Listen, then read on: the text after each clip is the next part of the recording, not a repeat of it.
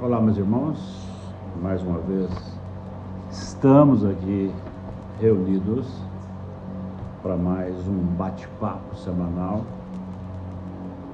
com o nosso Livro dos Espíritos, capítulo 4, Pluralidade das Existências.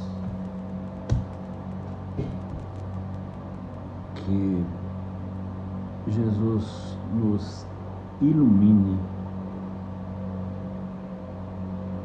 desse aprendizado, que possamos ter a luz da compreensão, do entendimento, para que possamos aplicar todo esse conhecimento na nossa vida diária, buscando a nossa elevação moral e espiritual. Que Jesus nos abençoe hoje e sempre. A pergunta de hoje, a questão é a questão 186. A gente está fazendo ainda um subtítulo que é a encarnação nos diferentes mundos, né? Então, quer dizer, já vimos todo o processo, algumas situações de encarnação, de como se reencarna em outro mundo, a questão dos corpos, que nem todos os corpos são físicos e tão materiais quanto o nosso, né? Que há diferença disso. Nós já vimos como se processa, como se procede a encarnação em outro mundo, que seria através, do grau de elevação, do espírito, para que ele possa reencarnar em outra orbe, em outro mundo, de uma outra forma, enfim. Ainda estamos nessas informações. A questão é 186, que é o seguinte: há mundos em que o espírito, deixando de viver num corpo material, tem por envoltório único somente o perispírito? A resposta dos espíritos: sim. E esse envoltório torna-se tão etéreo que é como se não existisse. Esse é o estado dos espíritos puros. Do estado dos espíritos puros. Ou seja, nós sabemos que nós, enquanto encarnados, também temos um corpo chamado perispírito. Nós temos o espírito, o corpo material e o perispírito, Esse nosso perispírito, enquanto nós estamos encarnados, ele é semimaterial, porque ele é o que faz a ligação do espírito, do etéreo, com a matéria do corpo físico. Quando há o processo de evolução, onde não existe esse corpo físico e material que nós temos, o perispírito, ele continua, mas ele já é totalmente etéreo, ele não é semimaterial.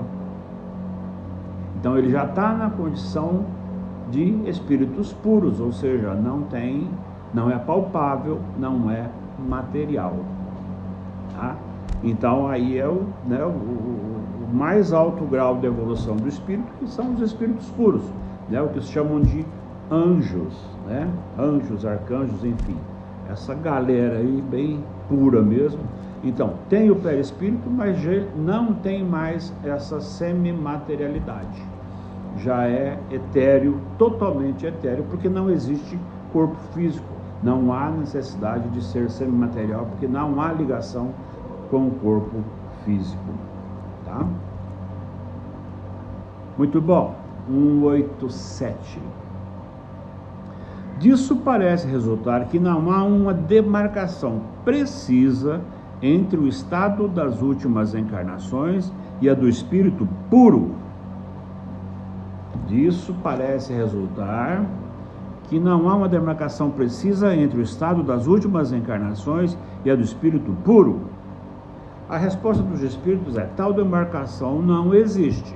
A diferença entre um e outro se dilui aos poucos e acaba por tornar-se imperceptível, tal como a noite ante as primeiras claridades do alvorecer. Então, quer dizer, esse processo de de mudança, né, do corpo, ele vai se processando de maneira tal que é imperceptível. Não há uma demarcação, não há um momento exato que se transformou num corpo etéreo, se transformou entendeu? Então ele vai se transformando de maneira tal que se torna imperceptível, né? Não tem um exato momento, um exato instante ou uma exata ação que faz com que esse corpo se transforme, deixe de ser material para ser um corpo etéreo, né? Um corpo de anjo. Então ele vai se transformando na medida que evolui e obviamente não há uma percepção. Quando percebe, que bom que é assim. Quando percebe, já é anjo. Olha que maravilha. Depois de alguns milhares de anos, né?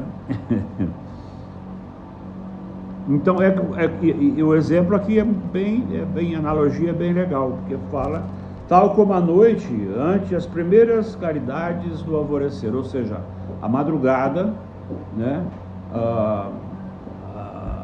A madrugada ela vai clareando, você não percebe, né? Chega um determinado momento que você não sabe se já é dia ou se ainda é noite. Ainda é noite. Então é dessa forma que vai se transformando os corpos em menos material, né?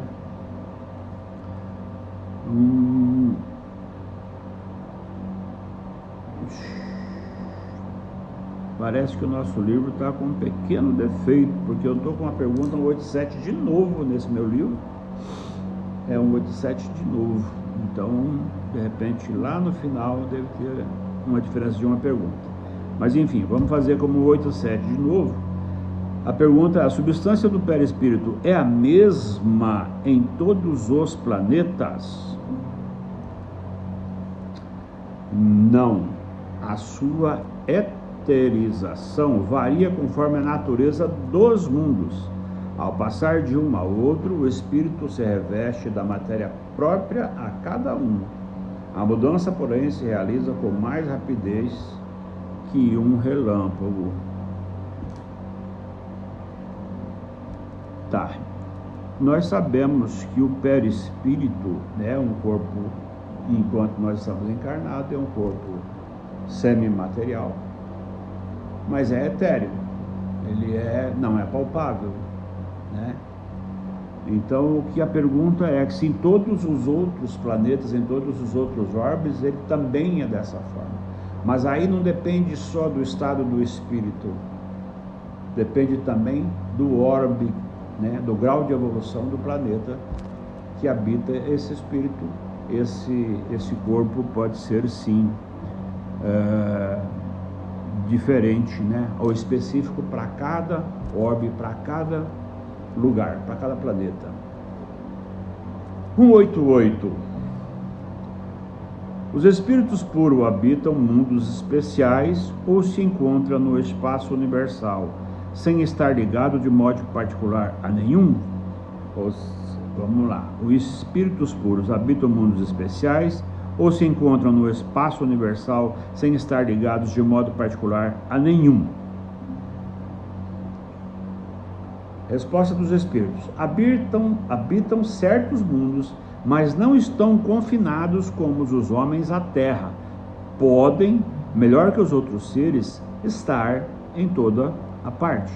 Então, os espíritos puros, né, isso aí chama-se uma das virtudes do espírito puro, chama-se a ubiquidade, que é o poder de estar presente onde ele quiser. Então não existe um corpo físico como nós temos, que é atrelado ao planeta Terra, né? Então ele pode estar ao mesmo tempo, né, porque a energia pode estar em vários lugares, em outros planetas, enfim, não tem, diferente dessa nossa, né, material, e pode estar em toda parte. Mas é a história dos anjos, né? É por isso que a gente quer ser anjo.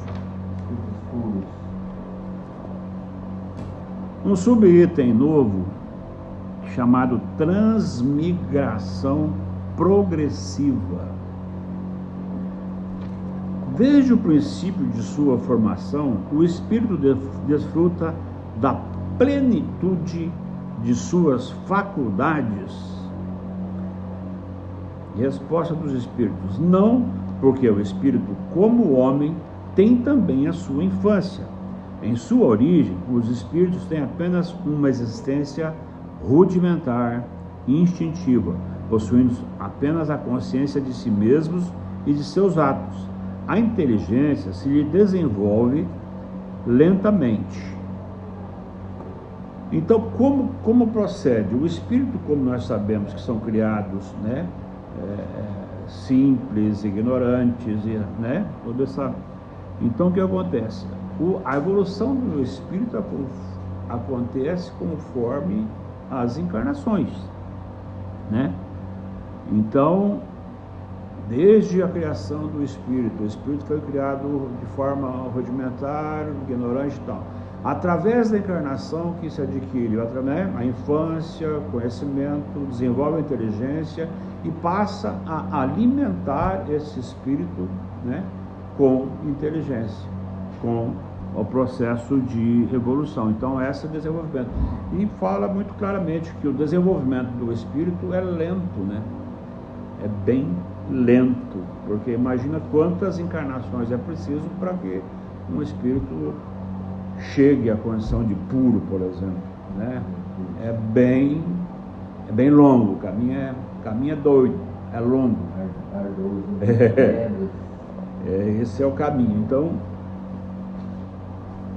a explicação dos espíritos é essa, que realmente essa inteligência vai desenvolver lentamente através das reencarnações.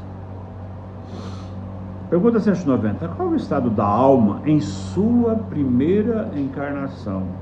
Qual o estado da alma em sua primeira encarnação? O mesmo da infância da vida corpórea. Sua inteligência apenas desabrocha, ela ensaia para a vida.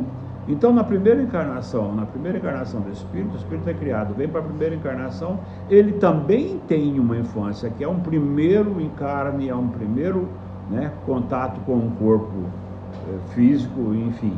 Também tem um processo de infância. Esse processo de infância do espírito, ela acontece uma única vez, na primeira encarnação do espírito. Aí, a cada encarnação, ele já vem mais evoluído. O que acontece? A nossa infância é do corpo encarnado. Então, essas nossas infâncias, a cada encarnação nós temos uma infância que é de adaptação daquele espírito naquele meio, naquele orbe, naquela situação. Então, por isso que tem essa infância do corpo físico material, para que haja essa adaptação. Nós vimos nas aulas passadas que o espírito, quando chega lá no adolescente, no adulto, ele já traz características de vidas passadas, inclusive, o quanto se desenvolve, o quanto já foi desenvolvido, o quanto já tem de carga de vidas passadas, né? E que num primeiro momento, na infância, não aparece, né? Muito raramente, às vezes, pode até aparecer. 191. As almas de nossos selvagens são almas no estado de infância. Infância relativa, pois são almas já desenvolvidas, dotadas de paixões.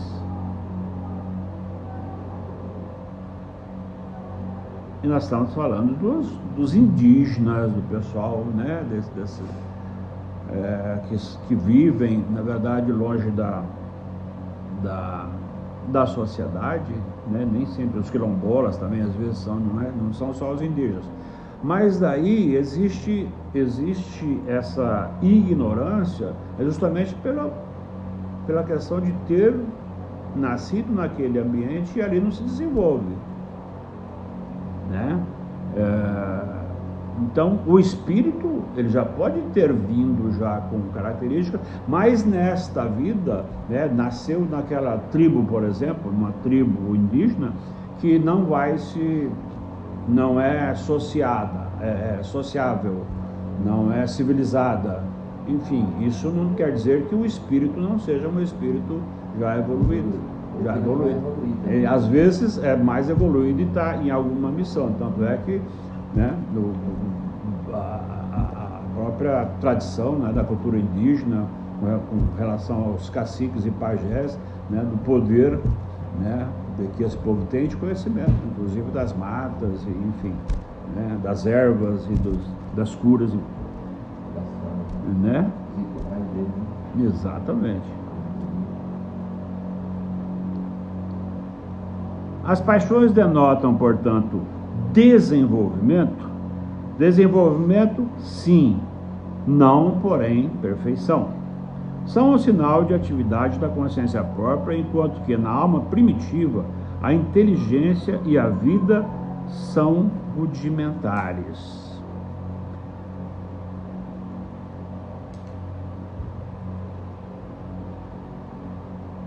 Então, quando há, né, essas manifestações, as paixões, independente de, né, de civilizações não civilizadas, né, povos não civilizados e tal, não quer dizer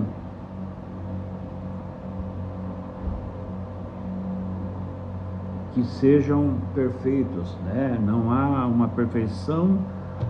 Há sim todo um desenvolvimento que já foi desenvolvido, né, em outras vidas, já houve até reencarnações e coisa e tal, porque só vai aparecer a coisa primitiva na primeira encarnação.